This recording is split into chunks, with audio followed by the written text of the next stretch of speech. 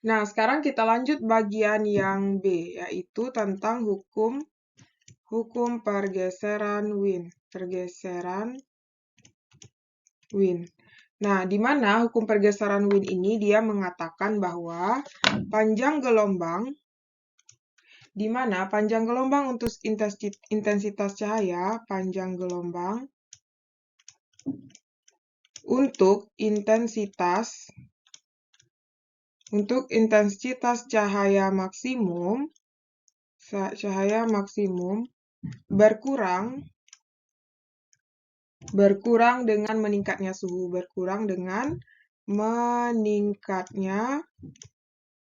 meningkatnya suhu.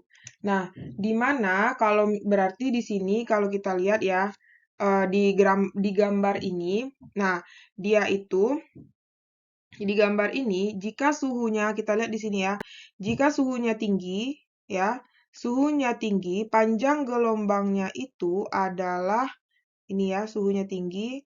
Berarti ini kita misalkan lambda ini T1, berarti ini lambda 1 ya. Nah, kemudian di 500 berarti di sini ini lambda 2. Kemudian yang di 400 ya. Sini ini lambda 3, kemudian yang di 300 sini lambda 3. Berarti artinya jika panjang gelombangnya besar, panjang gelombang M1 lambda 1 itu besar dari ini dulu ya. Lambda 3 ya, yang paling panjang lambda 3 tuh. Berarti lambda maksimum 3 lebih besar, atau dari 1 aja deh, dari 1 ya. Lambda maksimum 1 itu kan lebih kecil daripada lambda maksimum 2, lebih kecil dari lambda maksimum 3.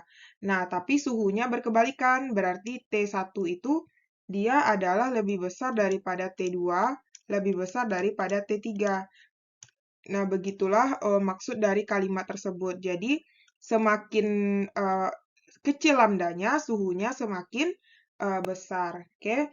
Nah, kalau misalnya dirumuskan, lambda hukum pergeseran itu dia memiliki rumus lambda maksimum dikali dengan T sama dengan C. Oke. Nah, ini adalah rumus dari hukum pergeseran Wien. Nah, kok hilang semua nih? Oke, kita gambar kotaknya bagus-bagus. Nah, jadi ini maksudnya ya, berarti ini, oke, lambda maksimum sama dengan suhu sama dengan hukum pergeseran Wien.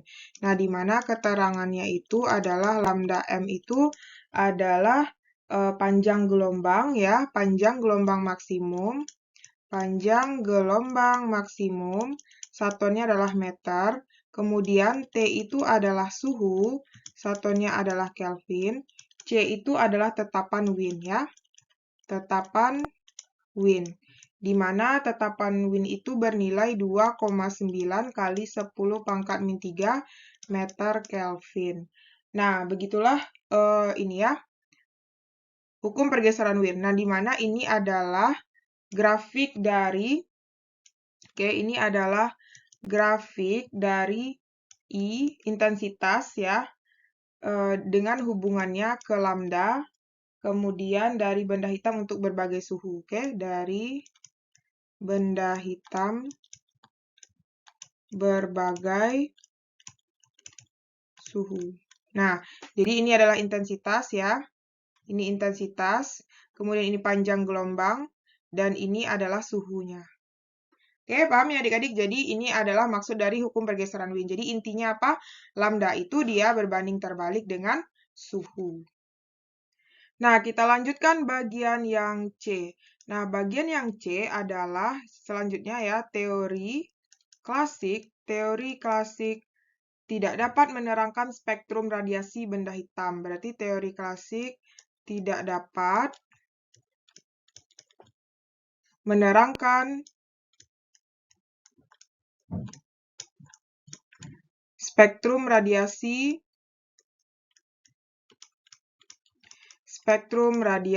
benda hitam. Nah, Jadi itu maksud. Jadi di sini kita jabarkan apa maksud dari teori klasik. Nah, teori klasik itu tidak dapat menerangkan spektrum radiasi benda hitam. Nah, di sini penjelasannya yang pertama, cahaya itu dia sebelumnya itu pada teori klasik ya, cahaya itu kan bersifat sebagai gelombang. Cahaya sebagai gelombang. Nah, ini adalah teori dari fisika klasik yang dikemukakan oleh teori dari Wien dan teori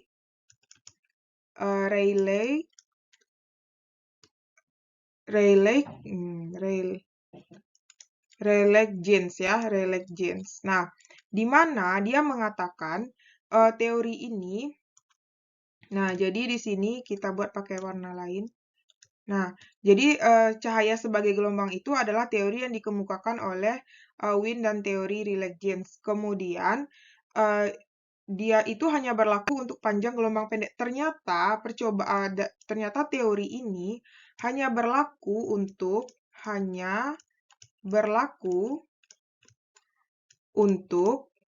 panjang gelombang yang pendek ya, untuk panjang gelombang pendek. Nah, ternyata nggak bisa untuk panjang gelombang yang panjang ya. Nah, sehingga kemudian, nah ini, ini kata si apa ya, tunggu. Jadi ini, dia ada dua jenis nih, dua jenis ternyata. Nah, gini, yang pertama si Wien ini, dia mengatakan berlaku hanya untuk panjang gelombang pendek ya, pendek. Nah, ternyata si Rayleigh-Jeans ini dia mengatakan dia percobaannya itu hanya berlaku pada panjang gelombang yang panjang gitu, gelombang yang panjang. Jadi ada dua kubu ini ya. Yang pertama hanya berlaku pada panjang gelombang pendek, yang teori teori si Wien ya. Nah, kemudian sedangkan Rayleigh-Jeans itu beda lagi dia katanya, berlaku pada panjang gelombang yang panjang. Kemudian setelah itu ternyata kesimpulannya pada hasil dari percobaan mereka berdua menjelaskan ternyata radiasi cahaya sebagai gelombang tidak dapat menerangkan spektrum radiasi benda hitam. Oke. Nah, jadi intinya dari teori klasik tidak dapat menerangkan spektrum radiasi itu karena dari teori Wien dan Rayleigh-Jeans ini dia memiliki perbedaan panjang gelombang sehingga dia tidak bisa menjelaskan bagaimana spektrum radiasi benda hitam tersebut. Nah, itulah bagian yang C ya. Nah, sekarang kemudian nanti dilanjutkan percobaan selanjutnya dilanjutkan oleh teori Planck bagian yang D, oke? Percobaan selanjutnya yang dicobakan oleh pada teori Planck, dia mengatakan atau yang namanya itu biasanya terkenal adalah Max Planck ya. Nah, tahun 1858, di mana dia mengatakan bahwa awal mula lahirnya fisika modern. Nah, jadi teori Planck ini adalah teori yang mengatakan teori yang menyebabkan awal mula dari lahirnya fisika modern. Nah, jadi nanti dari teori Planck ini ya, dari teori Planck kemudian di sini dia membahas ada dua jenis teori. Nah, teori pertama, kita bahas di sini. Teori pertama dia mengatakan adalah, kita bahas kedua teorinya, getaran molekul-molekul yang memancarkan radiasi hanya dapat memiliki satuan-satuan energi diskrit. Jadi kita buat di sini kalimatnya, getaran Getaran-getaran molekul yang memancarkan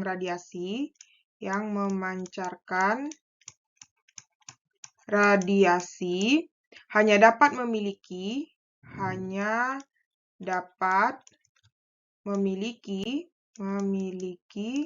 satuan energi diskrit. Energi diskrit. Di mana rumusnya itu adalah En sama dengan N kali H kali F. Atau bisa juga N kali H C per lambda. Nah, jadi itu ya rumus dari satuan energi diskrit. Nah, di mana keterangannya itu adalah ini N itu adalah bilangan kuantum. N adalah bilangan kuantum. Kemudian H adalah tetapan Planck atau konstanta Planck ya. Nilainya itu adalah 6,63 kali 10⁻³ Joule sekon. Kemudian En itu adalah tingkat energi ya. Tingkatan energi. Nah, itu adalah teori pertama. Kemudian teori kedua dia mengatakan, kita bahas di sini. Teori kedua dia mengatakan bahwa molekul-molekul memancarkan atau menyerap energi dalam satuan diskrit dari energi cahaya disebut dengan kuanta atau foton. Jika molekul-molekul melompat dari satuan tingkat ke tingkat energi lain. Jadi molekul-molekul itu melompat dari satu tingkat energi, berarti molekul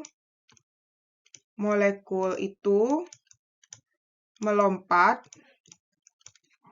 dari satuan tingkat energi ke tingkat yang lainnya dengan dengan menyerap atau memancarkan energi. Jadi molekul-molekul itu melompat dari tingkatan lain. Nah, dia itu menyerap, memancarkan atau menyerap energi. Nah, di mana dirumuskan E sama dengan H dikali dengan F. Nah, itulah teori kedua. Nah, kalau adik-adik punya pertanyaan, mungkin bisa ditanyakan di kolom komentar ya. Jadi itulah teori awal mula bertemunya bahwasanya gelombang itu bersifat partikel, dari teori Planck asal mulanya. Jadi sebelumnya itu kita bahas sejarahnya terlebih dahulu, Kita lanjutkan mungkin pada slide selanjutnya.